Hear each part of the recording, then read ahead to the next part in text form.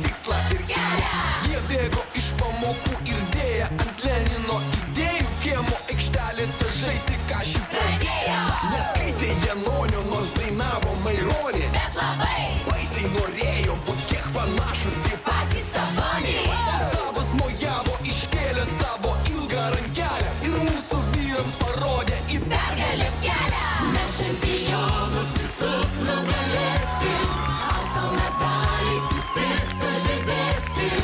Mūsų nedaug, bet mes esam jėga, visas pasaulis skanduos Lietuva. Mes čempionus visus nugalėsim, aukso medaliais visi sužibėsim.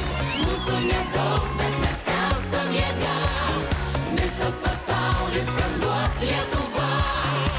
Jie daužo bet kokią priešų pergalės viziją. Čia vyksta kova, o nesumauta Eurovizija.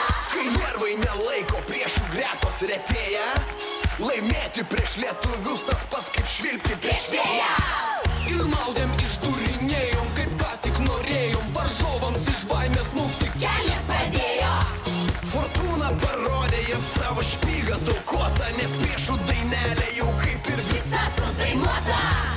Mes čempionus visus nugalėsim, aukso medaliais visi sužibėsim. Mūsų nedaug, bet mes esam jėga, visas pasaulis skanduos Lietuva. Mes čempionus visus nugalėsim, aukso medaliais visi sužibėsim. Mūsų nedaug, bet mes esam jėga, visas pasaulis skanduos Lietuva.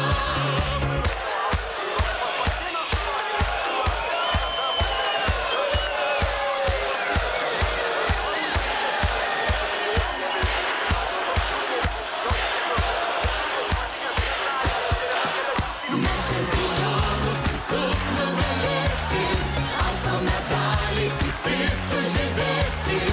Mūsų nedaug, bet mes esam jėga, visas pasaulis skanduos Lietuva.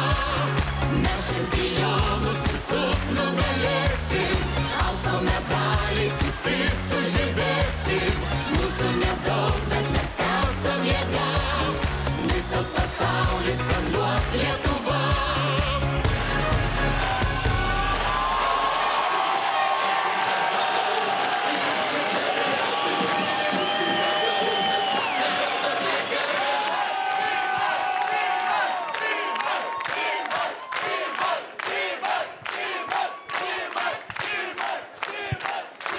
Taip.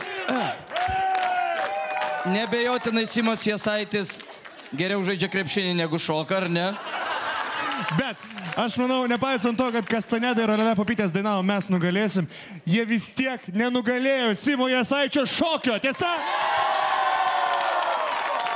Dabar labai norėčiau paklausti šitų vyrų, nes pradžioj, kai mes pasakėm, kad bus Olele Pupietės, šitie vyrai labai sureagavo. Tai kas labiau patiko, ar Olele Pupietės ar Simas?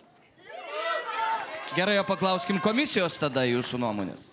Nu, mes, aišku, šį vakarą renkame Eurobasketo himną, bet geriausias klipas jau yra aiškus. Video klipas yra aiškus, bent jau kol broliai nesušoka savo partijos kokiai nors kitai dainai, mes turime geriausią video klipą.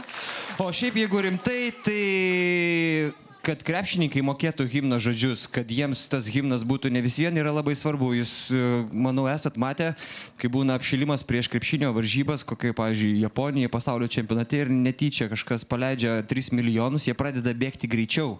Jie pradeda dainuoti kartu mintise ir pradeda užsiveidinėti toms rungtynėms. Jeigu joms užsivesti padės šitą dainą, tebūnie jinai himnas. Norėtumėm paklausti gerbiamo Povilo nuomonės. Visada. Visada. Aš vis tiek šiandien čia atėjau labai geranoriškai nusiteikęs. Va. Ir aš galiu pasakyti, graži lietuviška daina. Ir jeigu taip lems balsavimas, ji taps krepšinio himnu, tebūnie. Tikrai Povilas geranoriškai nusiteikęs. Labai geranoriškas. Na, o dabar